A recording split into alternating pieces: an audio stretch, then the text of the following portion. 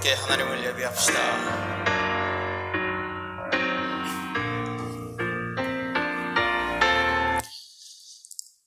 여러분 반갑습니다. 한 주일 동안 잘 지내셨습니까? 여러분의 한 주일은 어떠셨습니까? 혹시 오늘 예배가 기다려지셨습니까? 이 예배를 통해 오늘도 우리가 새 힘을 얻어서 하나님이 주신 또 하나님이 허락하신 시간들을 하나님의 뜻에 맞게 살아가기 위해서 오늘도 기대하면서 여러분 오늘 예배를 참여하고 계십니까? 정말 텍사스에서는 짧은 기간이긴 하지만 아주 좋은 계절을 지나고 있습니다. 뜨거운 여름에도 우리가 하나님 앞에 감사할 수 있지만 또 이렇게 좋은 가을 날씨에도 우리가 하나님을 찬양하며 하나님을 예배할 수 있습니다. 여러분 오늘도 우리 한 마음으로 우리가 비록 떨어져 있지만 우리가 정해놓은 이 시간에 우리가 한 자리에 모여서 여러분이 정한 그 예배 장소에 모여서 우리가 함께 예배할 때 하나님이 이 예배를 기쁘게 받으시리라고 생각합니다.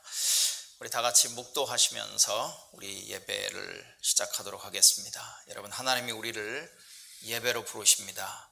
눈을 감고 하나님이 우리를 예배로 초청하시는 그 초대의 말씀을 들어보시기 바랍니다. 할렐루야, 내 영혼아 주님을 찬양하여라. 내가 평생토록 주님을 찬양하며 내가 살아있는 한 내 하나님을 찬양하겠다. 너희는 힘있는 고관을 의지하지 말며 구원할 능력이 없는 사람을 의지하지 말아라. 사람은 숨 한 번 끊어지면 흙으로 돌아가니 그가 세운 모든 계획이 바로 그날로 다 사라지고 만다. 야곱의 하나님을 자기의 도움으로 삼고 자기의 하나님이신 주님께 희망을 거는 사람은 복이 있다. 주님은 하늘과 땅과 바다 속에 있는 모든 것을 지으시며 영원히 신의를 지키시며 억눌린 사람을 위해 공의로 재판하시며 굶주린 사람에게 먹을 것을 주시며 감옥에 갇힌 죄수를 석방시켜 주시며 눈먼 사람에게 눈을 뜨게 해주시고 낮은 곳에 있는 사람을 일으켜 세우시는 분이시다. 주님은 의인을 사랑하시고 나그네를 지켜주시고 고아와 과부를 도와주시지만 악인의 길은 멸망으로 이끄신다. 시온아, 주님께서 영원히 다스리신다. 나의 하나님께서 대대로 다스리신다. 할렐루야.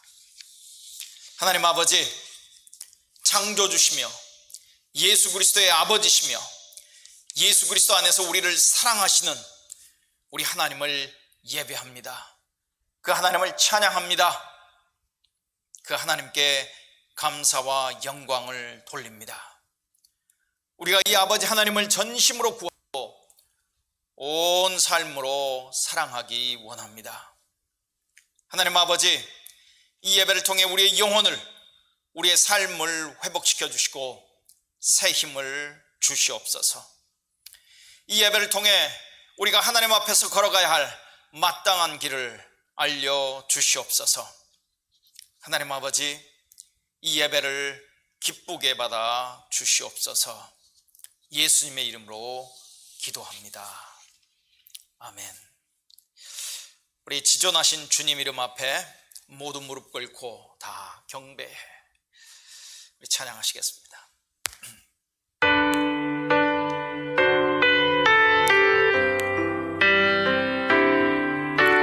지존하신 주님 이름 앞에 모두 무릎 꿇고 다 경배해. 거룩하신 주님 보좌 앞에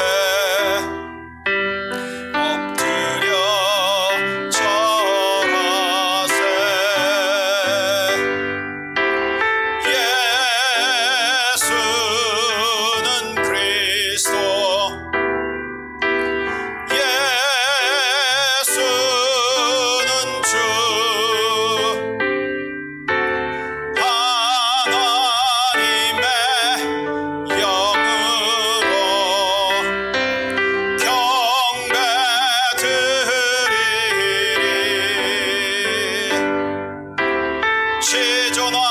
거룩하신 주님 이름 앞에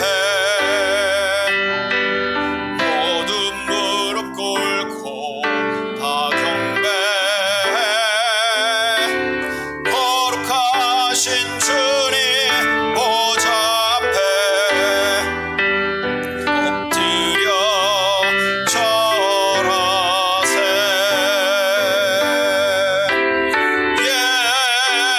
예수는 그리스도, 예수는 주, 하나님의 영으로 경배드리리.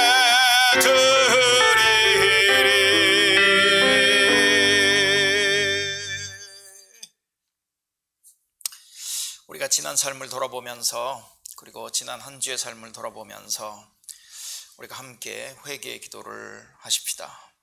그리고 이어서 사도신경으로 신앙 고백을 할 때에 단순히 그것은 우리가 외워서 암송해서 입술로만 고백하는 고백이 아니라 정말 하나님께서 예수 그리스도 안에서 어떤 일을 행하셨고 우리를 얼마나 사랑하셨고 우리에게 어떤 은혜를 베푸셨는지, 그리고 우리가 이 고백하는 내용을 우리의 삶으로 살아갈 수 있기를 소망하면서 우리 사도신경으로 신앙을 고백하도록 하겠습니다.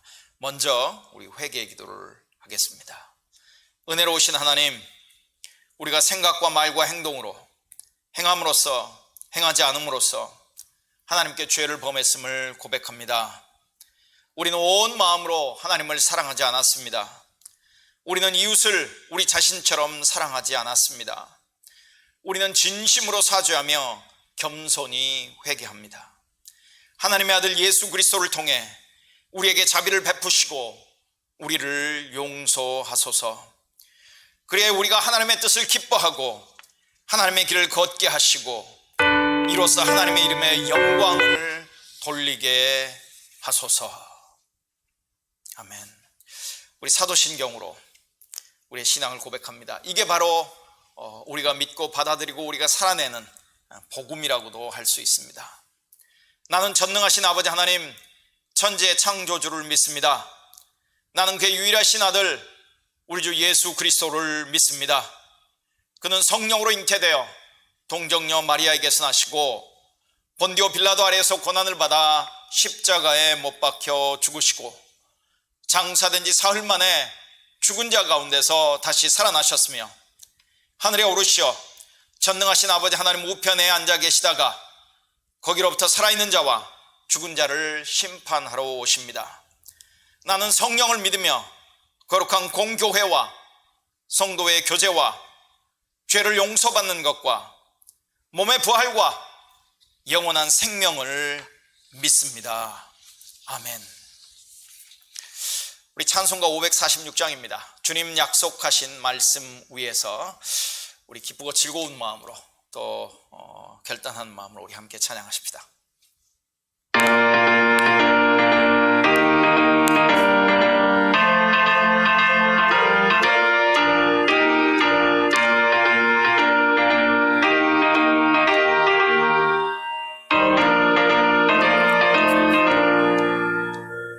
주님 약속하신 말씀 위에서 영원토록 주를 찬송하리라.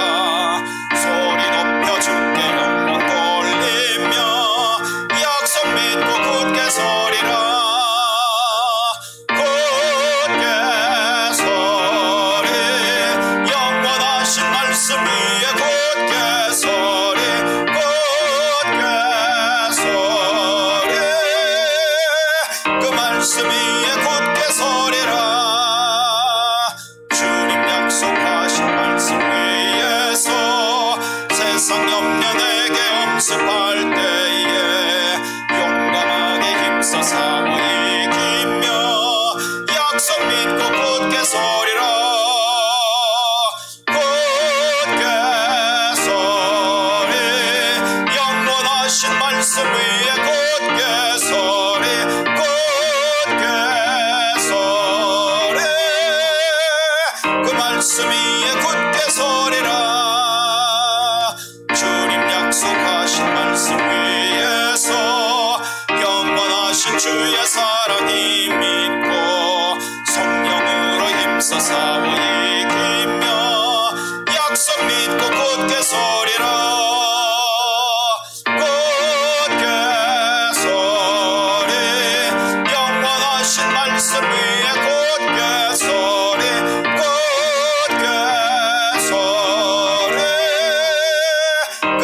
말씀 위에 굳게 서리라.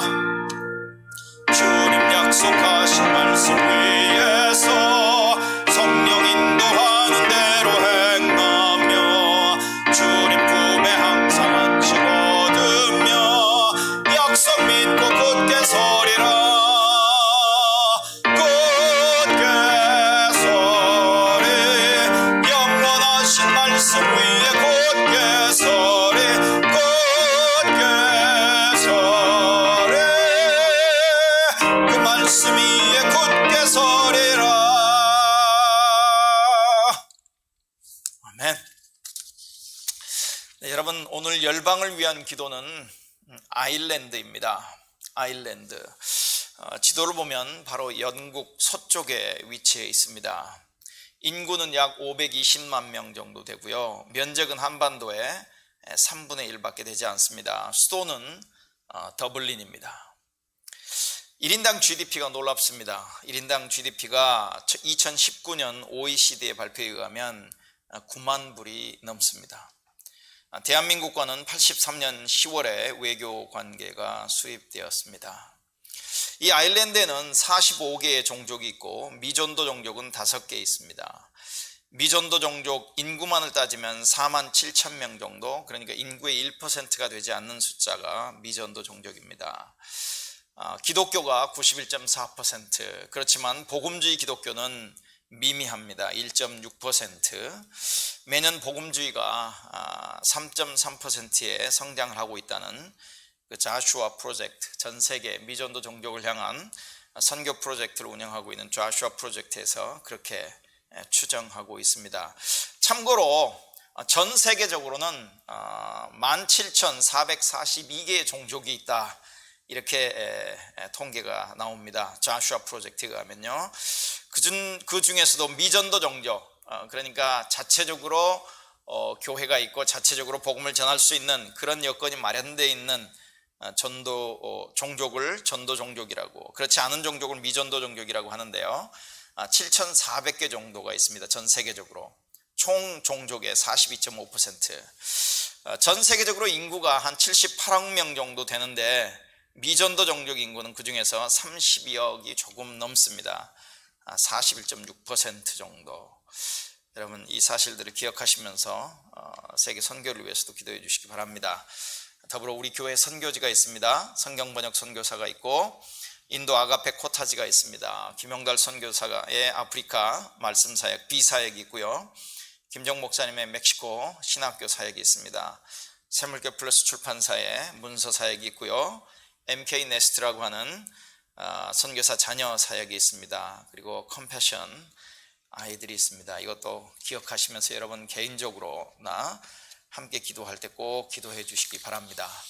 우리 열방을 위한 기도, 우리 아일랜드를 위한 기도, 오늘 동영상을 통해서 우리 함께 기도하시고, 제가 보내드린 자료와 동영상 제일 뒷부분에 나오는 아일랜드를 위한 기도 제목을 기억하시면서 기도하는 시간을 우리 갖도록 하겠습니다.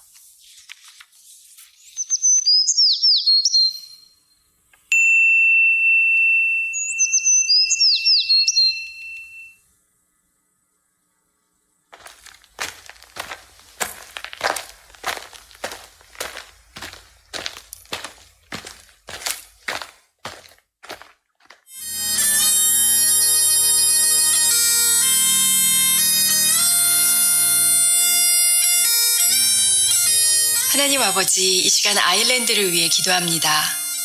지난 수십 년간 아일랜드는 엄격한 카톨릭주의에서 벗어나 영적으로 역동적인 나라로 바뀌어가고 있습니다. 오랜 갈등과 문제들은 종교적 논쟁과 긴장, 많은 상처를 남겼지만 모든 상황 가운데 이 땅에 하나님의 치유와 용서가 나타나길 간구합니다. 하나님, 영어를 사용하는 나라 중 복음주의 비율이 가장 낮은 아일랜드가 그리스도에 대한 사랑을 회복하길 원합니다. 인구의 90%가 이민을 통해 만들어짐으로써 인종적, 문화적, 영적인 면에서 급격한 변화를 가져온 새 아일랜드가 이 땅에 세워졌는데, 이들이 서로의 문화적 다양성을 인정하고 하나님을 향한 열정으로 하나 되게 하시기를 간구합니다. 이들이 오랜 종교적인 행위와 우상에서 벗어나 하나님을 개인적으로 만나고 하나님과의 깊은 관계를 경험함으로써 참 기쁨과 소망을 찾게 하시옵소서. 이 땅에 많은 사람들이 하나님께 나오게 하시고 주님께 소망을 두게 하여 주시옵소서. 알코올 중독과 마약, 깨어진 가정, 자살은 이 나라의 심각한 사회 문제를 일으키고 있습니다. 하나님, 소망이 없고 앞날을 잃어버린 많은 이들이 우울증에 빠지고 자살을 선택하고 있는데 생명력 있는 주의 복음이 곳곳에 힘있게 전파되어 이 땅이 죽어가는 많은 영혼들을 살리는 능력이 되기를 간구합니다. 이민자들로부터 들어온 무슬림은 이 땅에서 복음주의자보다 더 빠른 속도로 성장하고 있는데 이들과 좋은 관계를 맺음으로 믿는 자들이 삶으로 복음을 전하며 주의 증인의 역할을 감당하게 하옵소서. 수세기 동안 아일랜드에서 살아온 2만 5천 명에 달하는 집시들은 가난하고 문맹이며 아일랜드에서도 평균 수명이 가장 낮은 자들로 이들에게도 주의 복음이 절실히 필요합니다. 이 땅의 교회와 사역자들이 가난하고 복음이 필요한 자들을 찾아가 주의 사랑을 전하게 하옵소서. 예수 그리스도의 이름으로 기도드립니다. 아멘. Since curse has lost its grip on me, for I am his and he is mine, bought with the precious blood of Christ.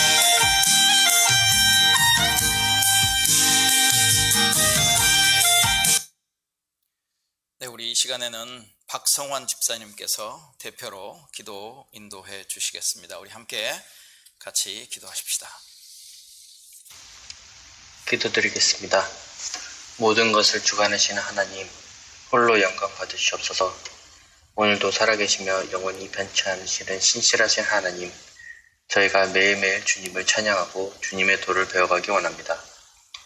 한 주간 사랑하며 여러가지 주님의 인도하심과 보호하심에 감사의 기도를 드립니다. 또 저희를 태중에서부터 기억하시고 저에게 영생의 기쁨을 누리게 하심에 감사합니다. 하지만 저희가 하나님의 뜻대로 살지 못하고 저희의 뜻대로 살았던 때를 기억하며 회개합니다. 저희의 자만과 세상의 타협으로 지은 죄들을 내려놓고 지금 이 순간 기도드립니다. 오직 주님의 보혈만이 저희가 죄 사함을 받고 하나님께 나아갈 수 있음을 믿고 그렇게 되기를 소망합니다. 저희를 불쌍히 여기시어 용서해 주시고 저희가 죄의 길에서 멀어지게 하여 주시옵소서. 어려운 상황 속에서도 이렇게 온라인으로 모인 성도들과 그들의 가정을 위해 기도합니다.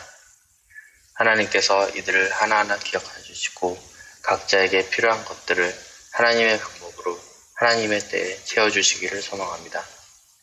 마음이 아프거나 몸이 아픈 이들에게 건강을, 사업과 학업에 도움이 필요한 이들에게 도움의 손길을 내려주시기를 원합니다. 어느 때보다 어려운 이 시기에 세상의 빛과 소금의 역할을 잘 감당해 나가는 저희 비전 선교교회가 되게 하여 주시옵소서. 또한 나라의 위정자들을 위해 기도합니다. 그들이 하나님을 두려워하며 선한 방법으로 나라와 국민들을 위해 다스리고 헌신하기를 원합니다.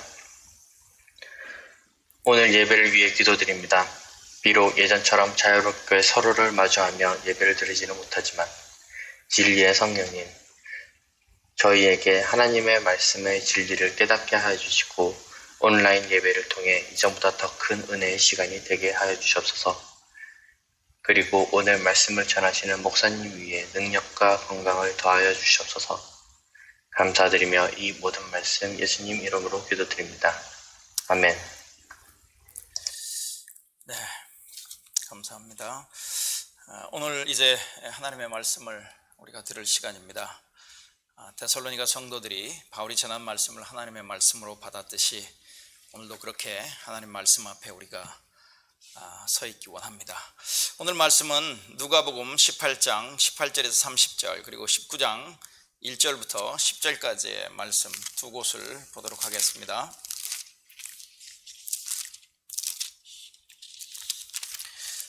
누가복음 18장 18절부터 30절까지 먼저 보겠습니다. 하나님 말씀입니다.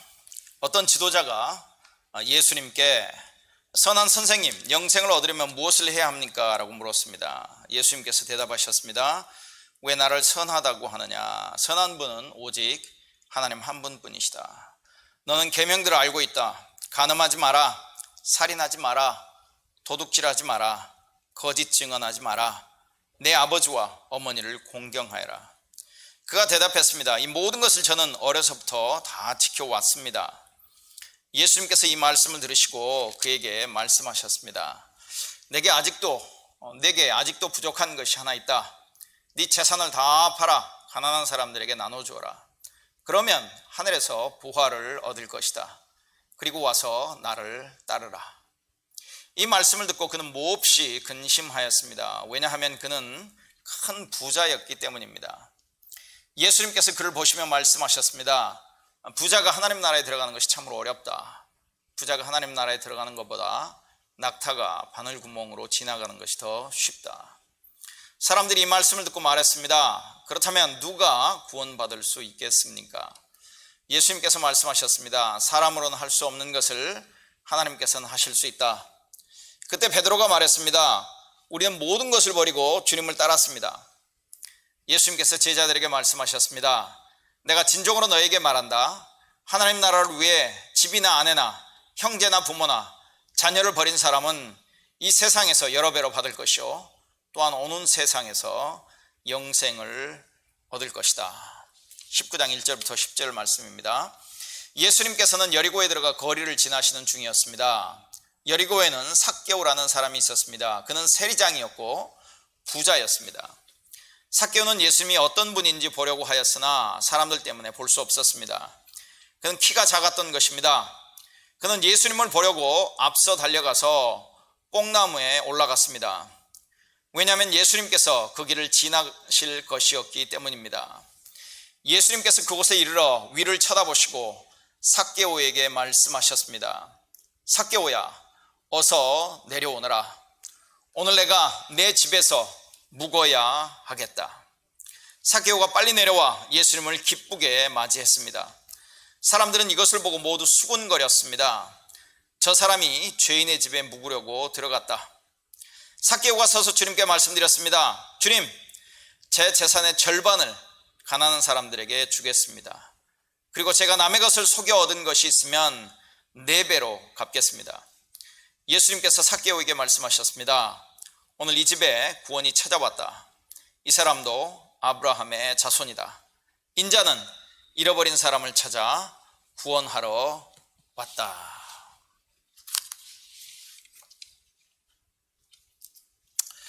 여러분은 어느 쪽에 서 계십니까? 어느 쪽에 가깝게 서 계십니까? 여러분은 누구를, 어느 쪽을 더 가깝게 지내고 싶으십니까? 트럼프 대통령입니까? 바이든 후보입니까? 민주당입니까? 공화당입니까? 우파입니까? 아니면 좌파입니까? 한국으로 얘기하면 더불어민주당입니까? 아니면 국민의힘당입니까? 보수입니까? 아니면 진보입니까? 부자입니까? 아니면 가난한 자 또는 취약계층에 속한 사람들 편입니까? 예수 쪽에 가깝습니까? 아니면 그 당시 종교 지도자들 또는 세상 사람들에 가깝습니까? 심령이 가난한 자, 마음이 가난한 자로 대표되는 인간적으로 절망적인 자들, 소외된 자들, 변변치 않은 자들, 가치 없는 자들, 세상이 배척하는 자들, 예수님은 이들 편에 서셨습니다. 이들과 매우 가깝게 계셨습니다. 이들은 예수께서 전한 하나님 나라 복음을 받아들였습니다.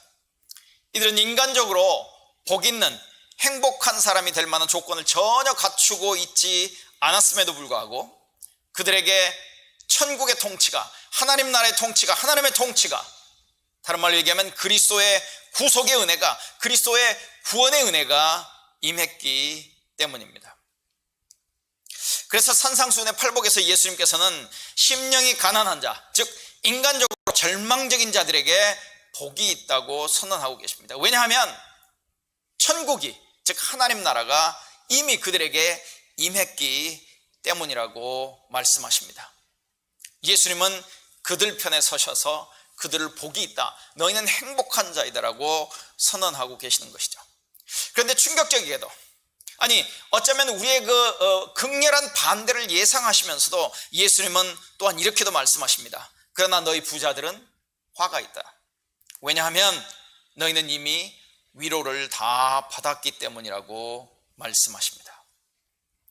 오늘은 두 부자의 예를 살펴보려고 합니다. 그중 하나가 누가복음 18장에 나오고 다른 하나가 바로 이어지는 19장에 나옵니다. 그리고 이 두 부자의 이야기의 앞뒤로 우리가 정말 관심을 가져야 할 그런 종류의 사람들에 대한 이야기가 포함되어 있습니다. 그래서 오늘은 그 이야기도 우리가 한번 잠시 살펴보려고 합니다.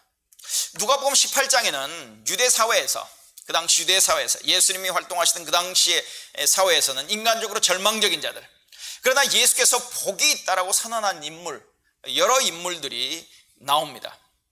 첫 번째로 18장의 시작은 한 과부의 이야기로 시작하죠. 예수께서 제자들에게 포기하지 말고 낙담하지 말고 항상 기도해야 한다고 말씀하십니다. 그리고 그 말씀을 하시면서 하나의 비유를 들어서 말씀하시는데 그 비유의 주인공이 과부입니다. 물론 불의한 재판관이라고 하는 사람도 나오지만 여기에 주인공은 과부예요. 그런데 여러분, 우리가 지금 21세기를 살아가고 있는 미국 이 칼촌에서 살아가고 있는, 그리고 우리가 익숙한 어떤 상황 속에서 과부라고 하는 그 단어를 우리가 그려보면 우리는 이 본문을 굉장히 오해할 수 있습니다. 그렇기 때문에 우리는 2000년 전으로 돌아가서 그 당시 과부는 어떤 존재였는가를 우리는 알아볼 필요가 있죠. 한 성경학자는 그 과부를 이렇게 설명을 합니다. 팔레스타인 사회에서 과부는 버림받은 사람이었다. 팔레스타인 사회에서 과부는 버림받은 사람이었다. 도대체 지금 우리가 살아가고 있는 이 사회 속에서 버림받은 사람이라고 이렇게 분류될 수 있는 사람들은 어떤 사람들일까요? 한번 여러분 상상해 보시면서 말씀을 한번 들어보시기 바랍니다. 팔레스타인 사회에서 과부는 버림받은 사람이었다. 공적이고 종교적인 생활에서 아무런 지위를 인정받지 못한 존재였다. 게다가 과부들은 부자들의 주된 억압 대상이 되기도 했다. 이렇게 설명하고 있습니다. 예수님도 이렇게 말씀하십니다. 심지어 유대 사회에서 지도적인 위치에 있는 그런 율법학자들, 그리고 바리새인들은 과부의 재산을 삼켜버렸고, 그리고 그것을 감추기 위해서, 그것을 위선적으로 감추기 위해서 사람들이 보는 앞에서 길게 기도했다고 예수님은 율법학자들과 바리새인들을 책망하신 적도 있습니다. 그런데 예수님께서는 이런 과부의 예를 들어서 제자들에게 기도를 가르치고 있다고 하는 것이죠. 여러분, 이런 생각을 해볼 수 있습니다. 얼마든지 다른 예를 들어서 바리새인이나 율법학자들이나 아니면 다른 의롭다고 인정받는 사람의 예를 통해서 예수님은 제자들에게 기도를 가르칠 수도 있으셨을 겁니다. 그런데 굳이 과부라고 하는 어떤 그런 존재를 들어서 그를 예를 통해서 지금 제자들을 가르치고 있다고 하는 사실을 우리는 주의 깊게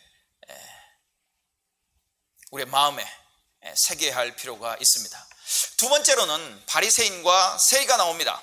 여러분, 바리새인과 세리, 굉장히 대조적인 두 인물이죠. 이 두 번째 이야기도 기도에 대한 이야기입니다. 두 사람이 기도하러 성전에 올라갔습니다. 우리의 질문은 이렇게 해볼 수 있죠. 누가 과연 하나님의 인정을 받을까? 바리새인과 세리 중에 누가 과연 하나님의 인정을 받을까? 아마 물어볼 필요도 없이 그 당시 유대 사람들에게는 바리새인이었을 것입니다. 그런데 예수님은 전혀 다른 대답을 하고 계시는 모습을 볼 수 있습니다. 그렇기 때문에 우리가 여기서 바리새인들, 여러분, 바리새인에 대한 이야기는 우리가 참 많이 듣습니다. 그래서 우리는 어느 정도 바리새인에 대해서 알고 있다고 생각하고 있지만, 사실 우리는 바리새인을 정확히 알지 못하는 그런 처지에 있다고 얘기해도 그렇게 틀린 말은 아닐 것입니다. 그래서 여기서 잠시 바리새인에 대해서 다시 한번 좀 알아볼 필요가 있습니다. 바리새인들을 한마디로 표현하면 이렇게 얘기해 볼 수 있을까요?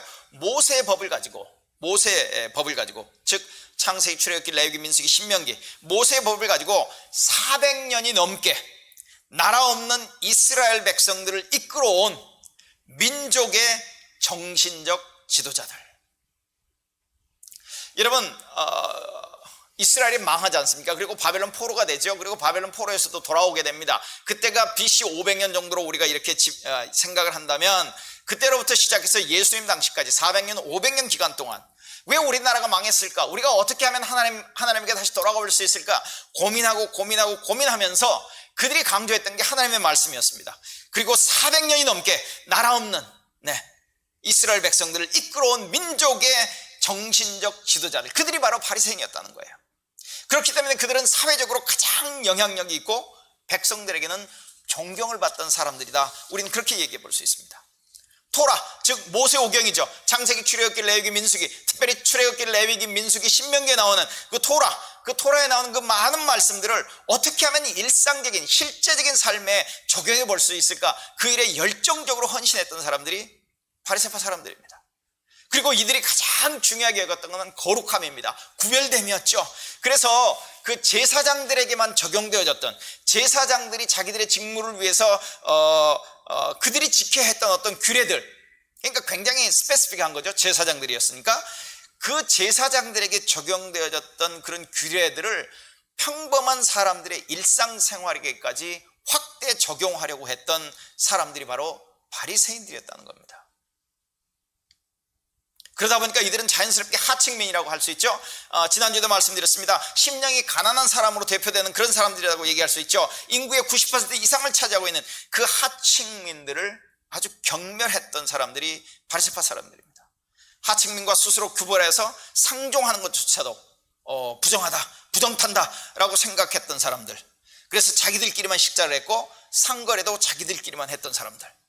그들은 팔레스타인 백성들에게는 거의 전적인 신뢰를 받고 있었기 때문에 헤로드 왕과나 또는 사두개인들조차도 그들을 두려워했다고 이렇게 알려져 있습니다.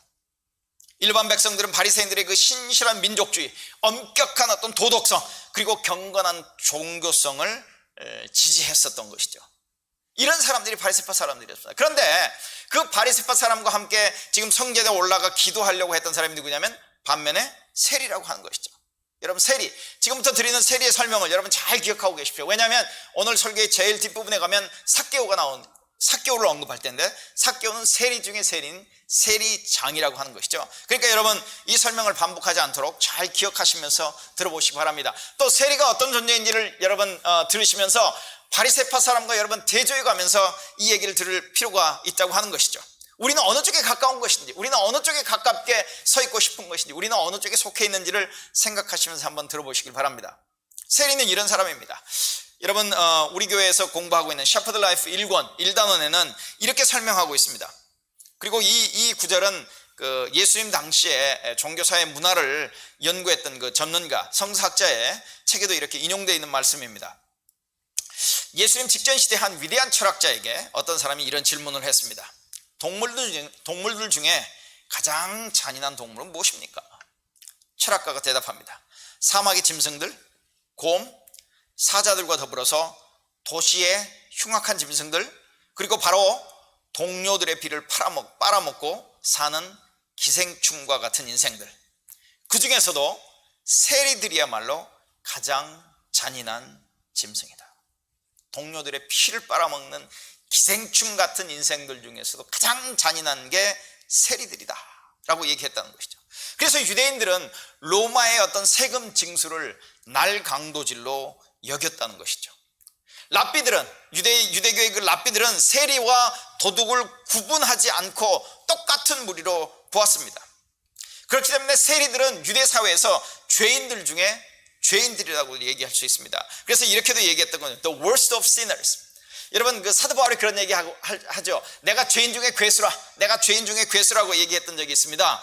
그런데 그런 표현들이 세리들에게도 정확하게 쓰일 수 있다고 하는 것이죠. 세리들은 바로 죄인 중에 괴수라고도 얘기할 수 있습니다. 그래서 세리들을 죄인이라고 불렀는데, 그 당시 유대 사회에서 죄인들은 사악한 자들입니다. 사악한 자들. 하나님의 구원의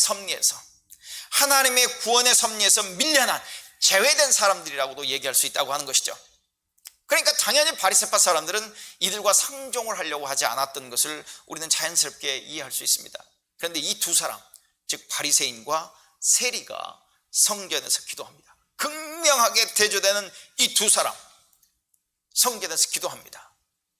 그럼 우리의 질문이 이럴 수 있죠. 하나님은 누구의 기도를 들으실까? 하나님은 누구의 기도를 들으실까? 아마 유대인들의 예상은 다 같이 아마 이랬을 겁니다. 그건 반드시 바리새인의 기도를 하나님은 들으실 거라고 생각했을 거예요. 그런데 유대인들의 예상과는 다르게 충격적이게도 예수님은 하나님께 인정받은 사람은 바리새인이 아니라 바로 세리라고 얘기합니다. 자신뿐 아니라 다른 사람도 죄인이라고 부르는 그 존재, 세리를 하나님께서 인정하셨다고 얘기해요. 그래서 이렇게 얘기합니다. 내가 너에게 말한다. 예수님이 하신 말씀이죠. 내가 너에게 말한다. 의롭다는 인정을 받고서 자기 집으로 내려간 사람은 저 바리새파 사람이 아니라 이 세리다. 누구든지 자기를 높이는 사람은 낮아지고 자기를 낮추는 사람은 높아질 것이다.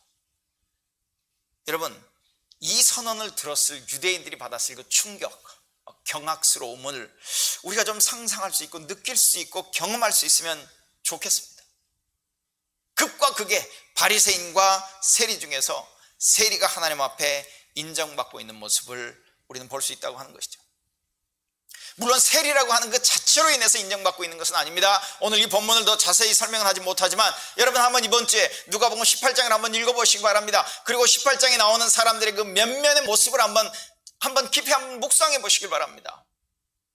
하나님 나라에 가까운 자들이, 하나님 나라에서 복이 따르고 인정받은 자들이 과연 누구인지, 예수께서 인정하고 예수께서 가깝게 편들고 있는 사람들이 누구인지를 우리는 정직하게 한번 살펴볼 필요가 있다고 하는 것이죠. 세 번째 나오는 종류의 인물은 어린아이들입니다. 예수님께서 이렇게 얘기하시죠. 어린아이처럼 하나님 나라를 받아야 한다.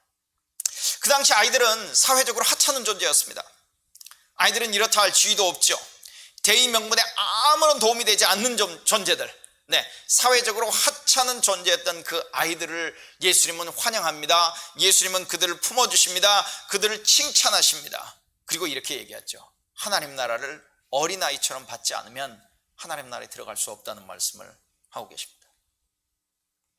자, 네 번째는 오늘 본문에서 읽었던, 오늘 본문에 등장하는 한 젊은 부자 관원입니다. 이 사람은 젊습니다. 부자입니다. 관원입니다. 권력도 있어요. 그러니까 아마 이 사람은 그 당시 유대 사회에서 상위 10%에, 아니 최소 상위 5% 안에는 드는 사람이라고 우리는 이해해 볼 수 있습니다. 우리는 이런 사람을 부러워합니다. 우리는 그렇게 되고 싶어 하죠.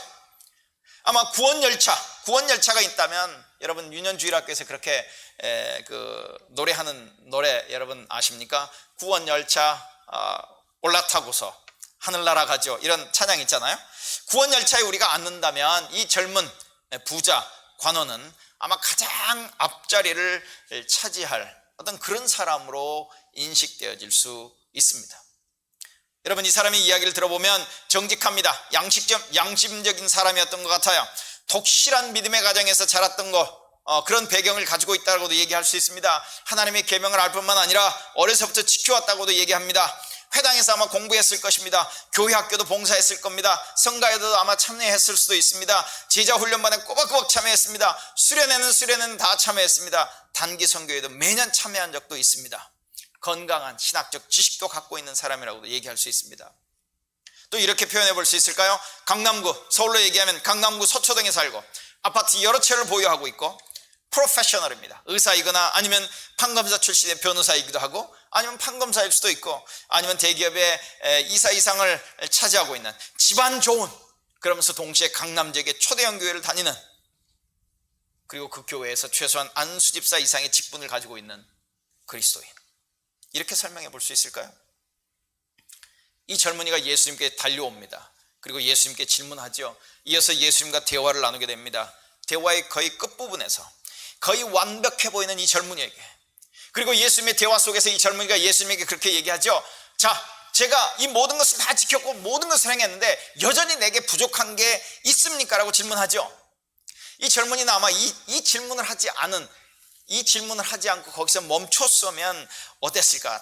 참으로 좋지 않았을까라는 생각도 해보게 되는 거죠. 그런데 여전히 예수님과의 대화 속에서 그 대화의 마지막 부분에서 여전히 자기에게 부족한 것이 무엇인지를 예수님에게 묻죠. 이 젊은이에게 예수님께서 예상하지 못한 충격적인 말씀을 해주십니다. 그리고 오늘 누가복음에 나와 있지 않지만 마태나 마가복음에는 예수님께서 그를 정말 사랑하셨다라고 얘기합니다. 예수님께서 그를 사랑하셨기 때문에 이렇게 말씀하시는 거예요. 여러분 들어보십시오. 가진 모든 것을 팔아서 가난한 자에게 나누어 주어라. 그러면 하늘에서 부활을 얻을 것이다. 그리고 와서 나를 따르라.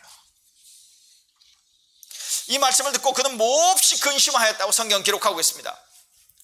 그리고 몹시 근심한 이유가 뭐냐? 또 성경은 이렇게 얘기합니다. 왜냐하면 그는 큰 부자였기 때문이다. 누가복음에는 언급되어 있지 않지만 마태복음이나 마가복음에도 나오는 이야기인데요, 누가복음에는 언급되지 않지만 그는 예수님을 따르지 않고 슬픔 가운데 예수님을 떠나갑니다. 하나님 나라에 대한 예수님의 초청을 그는 거절한 거죠. 그리고 그 핵심적인 이유는 그가 큰 부자였기 때문이라고 말씀합니다. 이 부자 젊은이에게는 하나님이 아니라 그의 재산이 그의 삶을 지배하고 있었고, 그의 삶을 결코 하나님에게, 예수 그리스도에게 내어놓고 싶지 않았던 그의 속내를 우리는 보게 되는 것이죠. 재산이 그의 마음을 지배했고 그의 충성심을 사로잡은 것입니다. 이 젊은이는 하나님의 다스림을 경험하고 영원한 보물을 얻기 위해서는 자기 재산을 팔아서 가난한 자에게 나누어 주어야 한다고 예수님은 너무나도 분명하게, 너무나도 심플하게 말씀하고 계십니다. 그가 자기 자신을 팔아서 가난한 자에게 나누어 주어야만 다시 한번 자신의 온 관심을 하나님 나라에, 하나님의 다스림에, 하나님의 통치에 쏟을 수 있기 때문이라고 아마 예수님은 그래서 그렇게 말씀하셨을 겁니다. 그런데 여기서 한 가지 우리가 좀 잠시 생각해 봐야 할 것이, 이 젊은이가 몹시 슬퍼했다고 얘기합니다. 왜 슬퍼했을까? 여러분 이렇게 반응할 수도 있지 않습니까? 예수님께서 네 재산을 다 팔아라, 그리고 가난한 자에게 나누어 주고 나서 나에게 와서 나를 따르라, 이렇게 얘기했을 때 그는 말도 안 되는 소리, 택도 없는 소리, 그리고 그냥 예수님의 말씀을 무시하고 그냥 돌아서서 떠나갈 수도 있었을 텐데, 왜 굳이 몹시 슬퍼했다라고 하는 이 표현이 여기에 있을까? 아마 자기가 예수님께 나와서 질문을 했고 예수와의 대화를 통해서, 그리고 지금까지 자기가 알고 있었던 어떤 예수, 그리고 그 예수가 자기에게 했던 이 말씀, 바로 자기 앞에 서 있는, 말씀이 육신이 되어 자기 앞에 서 있는 그 예수께서 자기에게 했던 말을 그냥 무시할 수는 없었던 것 같아요. 아마 그 예수의 말씀이 자기의 그 심장에 깊이 꽂히는 아마 그런 경험을 했을 것 같아요. 그러면서도 그는 동시에 예수의 말씀도 지키고 싶었지만 동시에 그는 자기의 재산도 지키고 싶었던, 아마 그런 복합적인 상황 속에서는 몹시 슬퍼함에 예수를 떠나고 있는 그의 모습을 성경은 기록하고 있는 게 아닌가 하는 생각을 해봅니다. 자, 그런데 오늘 여기서 더 충격적인 말씀이 있습니다.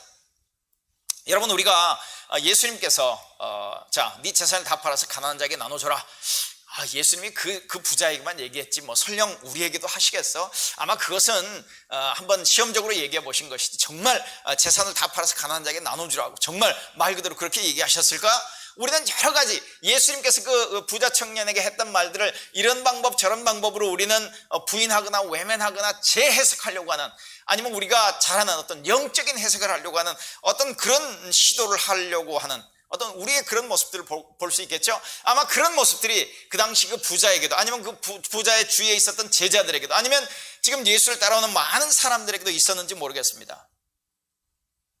그런데 예수님께서 이 젊은이를 보시고, 누가복음에는 그렇게 돼 있어요.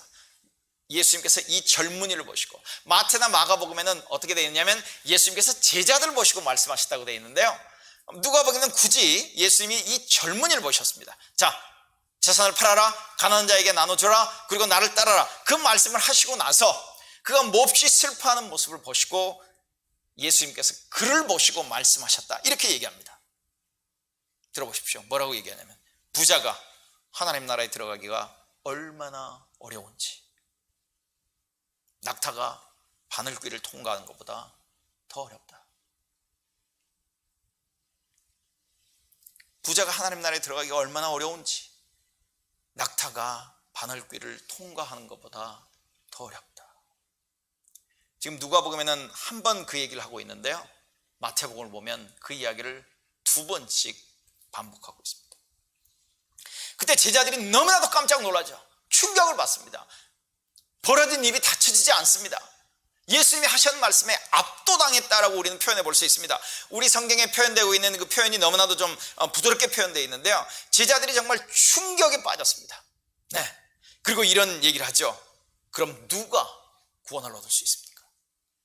그럼 누가 구원을 얻을 수 있습니까? 저 부자가 구원 얻지 못한다면, 저 젊은 부자 관원이 구원을 얻지 못한다면, 그리고 부라고 하는 것은 하나님이 그를 인정하셨다는 얘기인데, 하나님이 그를 축복하셨다는 얘기인데, 하나님이 그를 받으셨다는 얘기인데, 우리 유대사회에서는 그 누구보다도 저 사람 같으면 하나님의 구원에 가장 가까운 곳에 앉아있는 사람인데, 저 사람이 하나님 나라에 들어가지 못한다면 그러면 누가 도대체 구원을 얻을 수 있다는 말입니까?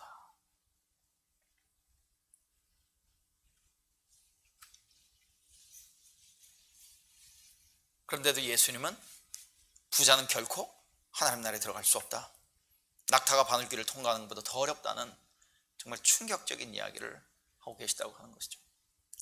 저와 여러분은 아마 이 말씀을 들으면, 그래, 나는 그만큼 부자가 아니니까 라고 우리는 이 말씀을 가볍게 그냥 옆으로 제껴버릴 수도 있습니다. 여러분, 이 부자에게는 재산이었지만 저와 여러분에게는 재산이 아니라면 또 다른 것을 하나님은 포기하고 예수를 따르라고 말씀하실 수 있습니다. 여기서 우리가 한 가지 짚고 넘어가야 할 것, 자세하게 설명하지 않겠습니다. 하나님 나라에 들어간다라고 하는 말의 의미가 무엇일까? 이 부자는 죽어 천국까지 못한다는 얘기일까? 아닙니다. 죽어서 천국까지 못한다는 말이 아닙니다. 하나님 나라에 들어간다. 여러분, 오늘 본문을 보면 영생이라고 하는 단어를 표현했어요. 또한 하나님 나라에 들어간다는 말로도 표현했습니다. 또 구원이라고 하는 단어로도 표현했어요. 다 같은 것입니다. 영생을 얻는다, 영생을 유산으로 받는다, 하나님 나라에 들어간다, 구원을 얻는다, 예수를 따른다. 그러니까 가장 우리에게 프랙티컬한 데피니션이라고 하는 얘기는 뭐냐면, 하나님 나라의 왕으로 오셔서 하나님 나라를 통치하고 이루시고 완성해 가시는 예수 그리스도를 따르지 못한다, 그러나 하나님의 통치를 거절했다는 얘기죠. 마태복음을 보면, 산상순을 보면 이렇게 말씀하시지 않습니까? 너희가 하나님과 맘몬을 겸하여 섬길 수 없다. 하나님을 섬기든지 아니면 맘몬을 섬기든지 둘 중에 하나만 선택해야 한다라고 하는 말씀, 오늘 예수님께서 하신 말씀, 바로 그 말씀을 하고 있는 것이라고 하는 것이죠. 하나님 나라에 들어간다는 얘기는 하나님의 통치 영역에 들어가는 겁니다. 예수 그리스도를 따르기 시작한다는 이야기죠.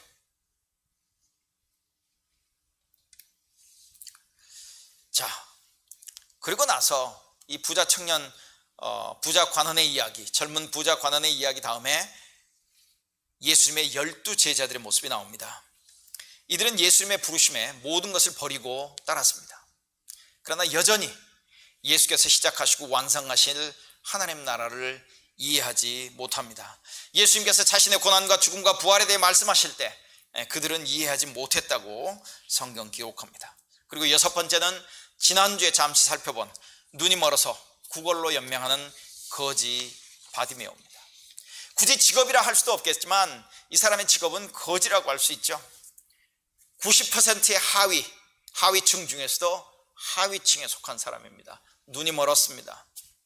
네, 여러분, 얼마 전까지만 해도 우리 한국에서 앞을 보지 못한 분이 길 안내를 할 수 있는 그런 지팡이를 들고 어느 가게에 들어갔을 때 여러분, 환영받지 못했습니다. 멸시당했죠, 무시당했죠, 저주받았죠.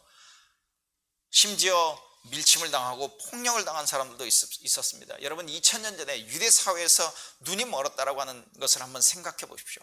그런데 이 사람이 예수께 나옵니다. 다윗의 자손이여 나를 불쌍히 여기소서.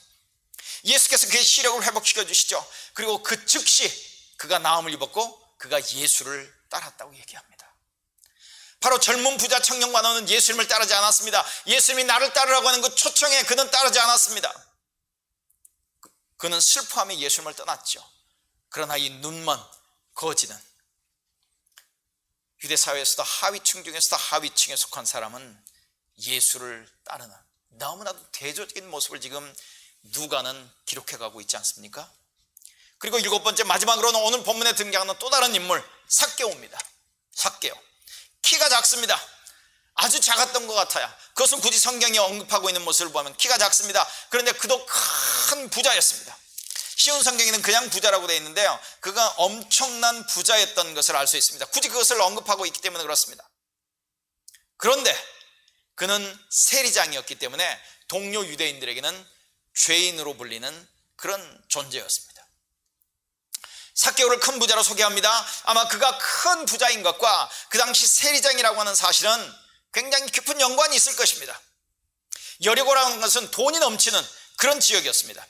지금으로 얘기하면, 한국으로 얘기하면 부산이나 인천과 같은 곳, 아니면 서울로 얘기하면 강남구 어떤 세무서장 정도 되는 어떤 그런 존재. 물론 뭐 부산 세관장이 아니면 인천 세관장이 아니면 강남구 세무서장이 지금 부정을 저지른다는 얘기를 하고 있는 건 아닙니다.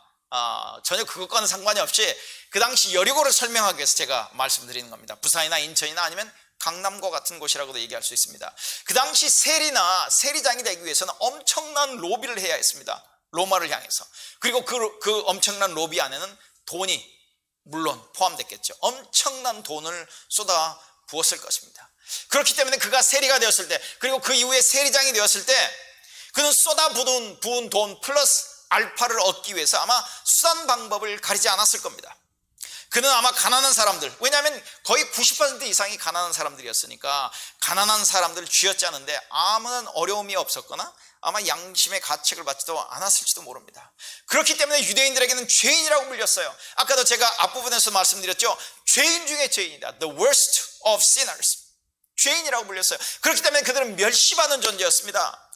아마 구원을 얘기한다면, 영생을 얘기한다면, 하나님 나라에 들어간다는 걸 얘기한다면, 천국과 관련된 어떤 얘기를 한다면 세리나 세리장은 그 영생이나 천국이나 구원과는 아무런 상관도 없다는 것에 모두가 아마 다 동의했을 것입니다. 그런 삭개오가 예수님에게 관심이 있었습니다. 예수님을 보고 싶었습니다. 예수께서 그것을 아시고 삭개오에게 이렇게 얘기합니다. 이런 제안을 하시죠. 이런 초청을 하십니다. 오늘 내가 너희 집에서 묵어야 하겠다. 이건 뜻밖의 제안입니다. 있을 수 없는 제안입니다. 충격적인 제안입니다. 예수님의 초청이라고도 얘기할 수 있죠. 여러분, 오늘 삭개오에게 오늘 내가 너희 집에서 하룻밤 묵고 가야 되겠다라고 하는 이야기는 예수님께서 부자 청년 관원에게 네 가진 재산을 다 팔고 가난한 자에게 주고 나를 따르라고 하는 초청과 사실은 같은 초청이라고 우리는 이해해 볼 수도 있습니다. 이런 초청에, 이런 뜻밖의 초청에, 제안에 삭개오가 빨리 나무에서 내려와 예수님을 기쁘게 맞이하죠. 그런데 여러분 보십시오. 사람들은 그런 예수님의 태도와 삭개오에 대한 공개적인 불쾌감과 적대감을 드러냅니다. 여러분, 이렇게 얘기하죠. 오늘 19장 7절을 보면 사람들은 이것을 보고 모두 수군거렸습니다. 여러분, 수군거렸다, 수군수군 됐다, 뭐 사람들이 혹 예수님이나 아니면 삭개오가 들을까 말까 뭐 그런 식으로 수군거렸다는 의미가 아닙니다. 여기서는요, 공개적으로 자기들의 불편함을, 어떤 적대감을, 불쾌감을, 동의할 수 없음을, 예수님을 인정할 수 없다는, 삭개오에 대한 어떤 적대감, 삭개오에 대한 어떤 거절감, 이런 모든 것들을 공개적으로 드러냈다라고 하는 표현이라고 하는 것이죠.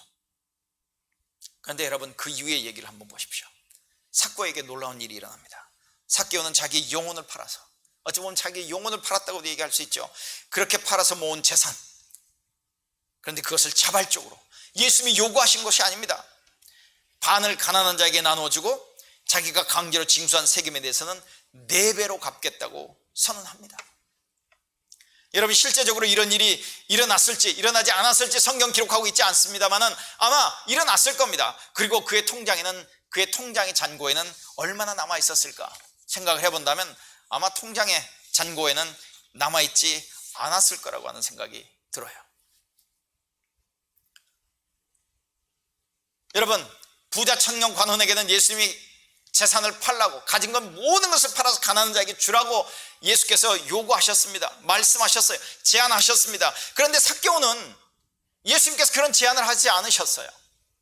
스스로 자발적으로 그런 선언을 하고 있는 모습을 볼 수 있죠.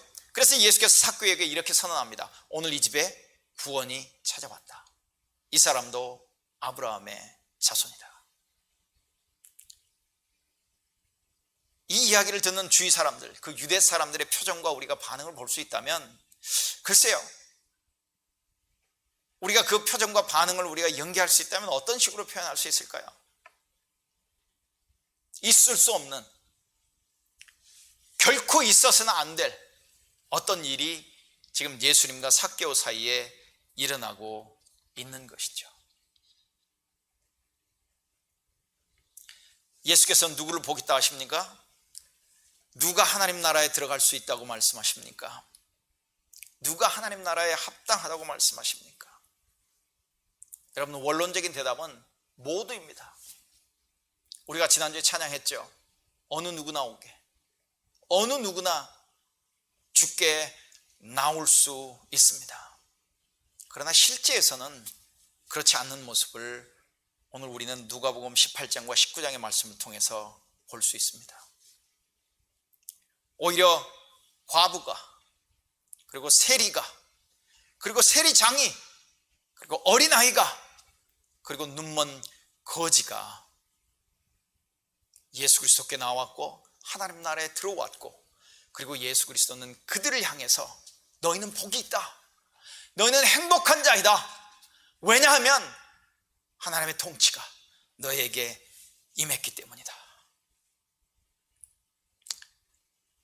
여러분, 사도 바울도 고린도전서 1장 26절에서 29절에서 이렇게 똑같이 이렇게 얘기합니다. 한번 들어보십시오.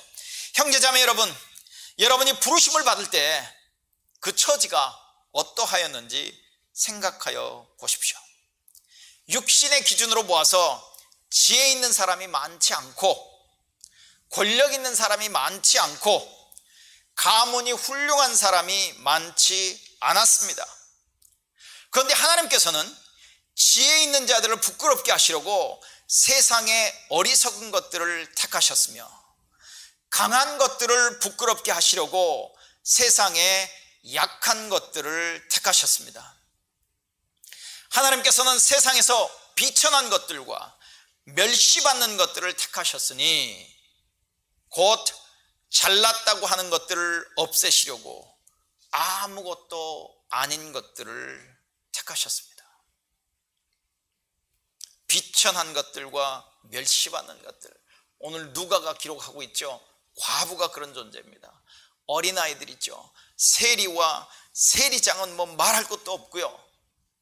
눈이 먼 거지 바디메오입니다.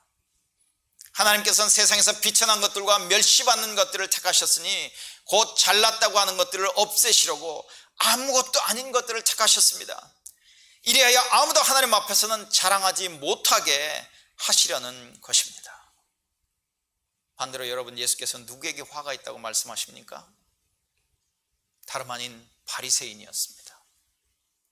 다름 아닌 부자 젊은 관원이었습니다.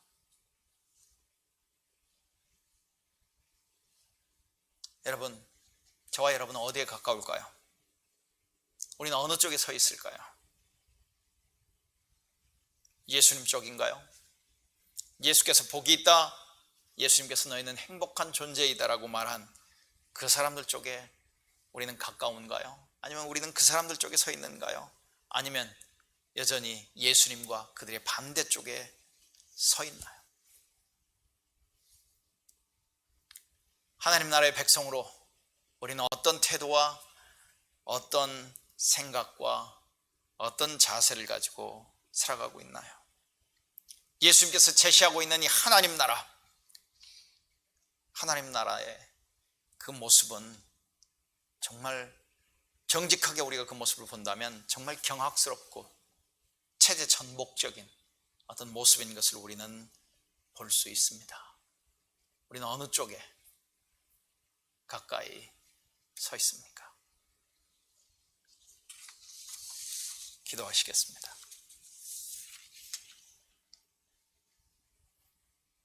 여러분, 오늘 예배를 마치기 전에 잠시라도 오늘 들은 말씀 되새김질 해보는 시간들을 갖기 바랍니다. 나는 어느 쪽에 서 있습니까? 복 있는 자입니까? 아니면 화가 있다고 선언한 그 사람들 쪽입니까? 나는 예수 그리스도 쪽입니까? 아니면 그 당시에 종교 지도자들 쪽에 서 있습니까? 나는 하나님 나라에 들어왔습니까? 아니면 나는 여전히 하나님 나라의 밖에 서 있으면서 젊은 부자,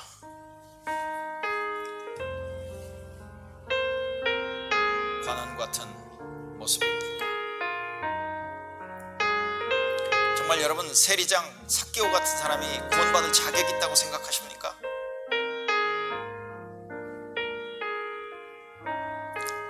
그런 사람이 우리 가운데 들어온다면 우리는 그를 어떻게 대할 수 있을까요? 어떻게 받아야 할까요? 만약 젊은 부자, 관원이 우리 가운데 들어온다면 우리는 그를 어떻게 대할까요?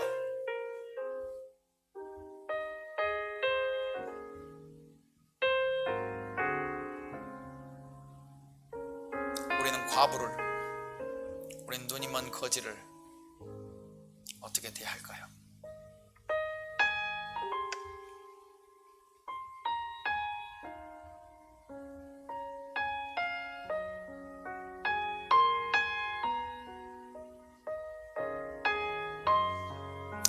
하나님 아버지, 예수 그리스도와 관련하여 예수 그리스도로 말미암아 시작되어지고 완성되어지가는 하나님 나라와 관련하여 하나님, 우리의 눈을 열어주시고 우리가 정직하게 있는 모습 그대로 하나님 나라의 모습을 볼 수 있게 하여 주시옵소서.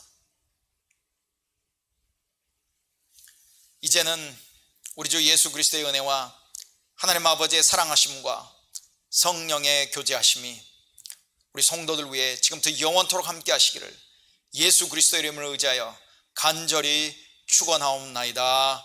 아멘.